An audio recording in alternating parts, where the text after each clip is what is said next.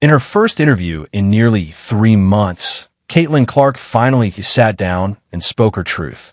What she revealed wasn't just about basketball. It was about pressure, expectations, and what it really means to live under the weight of national attention. From being the face of women's college basketball to transitioning into the WNBA spotlight with the Indiana Fever, Clark's journey has been anything but easy.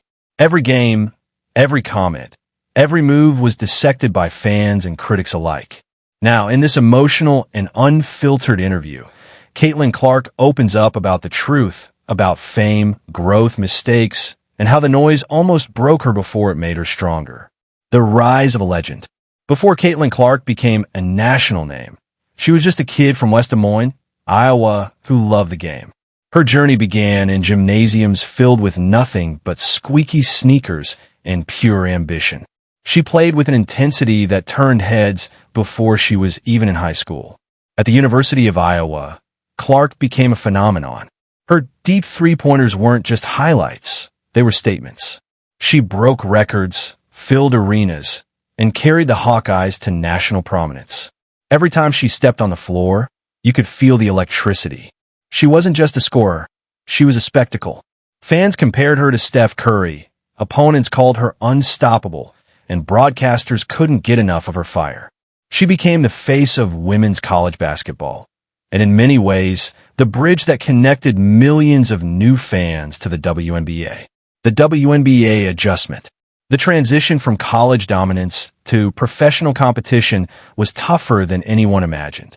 In college, Caitlin Clark was the queen of the court. Every play designed around her, every possession an opportunity for her brilliance. But in the WNBA, the landscape changed. Defenders were bigger, faster, and far more physical. Space disappeared quickly, and so did patience from critics. The Fever, a young team still finding its identity, struggled early in the season. Every loss became a headline, every turnover a talking point. Caitlin faced defensive traps she'd never seen before. Opponents pressed her, bumped her, and sometimes targeted her physically to throw her off her game. The referees didn't always call it. The frustration was visible. The 3-month silence. When Caitlin Clark stepped away from interviews and media appearances, it wasn't a publicity stunt. It was survival. Behind the scenes, sources close to her revealed that she was mentally and emotionally exhausted. The constant scrutiny, the expectations, the pressure to perform at a superstar level every night. It had taken a toll. For 3 months, Clark focused solely on basketball and recovery. She trained, studied film, and worked with coaches to adjust to the WNBA's physicality. But she also worked on herself. Meditation, therapy, and time away from cameras helped her rebuild her confidence. Fans noticed her silence immediately. Questions flooded the internet. Where's Caitlin Clark? Why hasn't she spoken? Is she unhappy with the Fever? The interview begins. The interview wasn't flashy. No stage lights, no dramatic music. Just Caitlin Clark sitting across from a trusted journalist in a quiet studio. Her expression was calm, but her eyes said everything. There was fatigue there, but also fire. When asked why she'd stayed silent for so long, her answer was honest. I needed space. Everyone has opinions, and I respect that, but at some point, I had to remind myself why I play this game. I lost that for a while.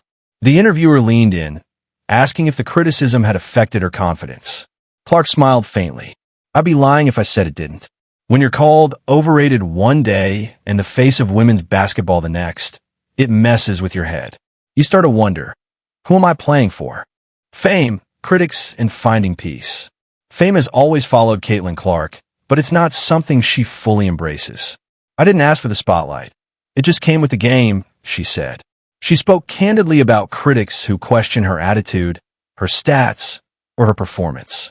Everyone has an opinion, she said, but I've realized that the only ones that matter are from the people in my circle. Clark also addressed comparisons to NBA players, to legends of the past, to her WNBA peers. Comparisons can be flattering, but they can also be heavy. I'm not trying to be the next anybody. I'm just trying to be me. The key to finding peace, she explained, was perspective. At the end of the day, it's basketball. I love it, I'm grateful for it, but it's not everything. I've learned to protect my joy. The message to fans. When asked what she wanted to say to her fans after 3 months of silence, Caitlin Clark's eyes softened. "I just want to say thank you," she began, "for sticking with me, for believing in me even when things didn't go perfectly." She acknowledged that fan support carried her through tough moments. "Sometimes I'd see messages from kids saying they wanted to play because of me. That means more than any record or award." But she also delivered a message about patience and perspective. Growth isn't instant. "I know people want wins, highlights, championships, but this takes time. I'm learning, we're learning, and it's all part of the journey."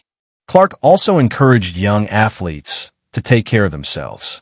"It's okay to step back when you need to. Rest doesn't make you weak, it makes you better." The comeback mindset. As the interview drew to a close, Caitlin Clark's confidence began to shine again. Not the loud, fiery kind, but the quiet confidence of someone who's weathered a storm and come out stronger. "I'm in a better place now," she said. "I know who I am, what I stand for, and what I want to build."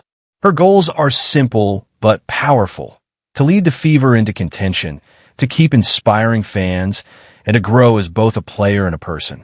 "The game still excites me," she said with a smile. "That's how I know I'm ready." She described her mindset going forward as hungry but peaceful. The pressure that once felt suffocating now fuels her. "I've learned to use the noise instead of letting it use me." The interview ended not with a dramatic headline, but with a promise: "You'll see me again soon, on the court, doing what I love." It was the perfect close to a story of resilience, reflection, and rebirth.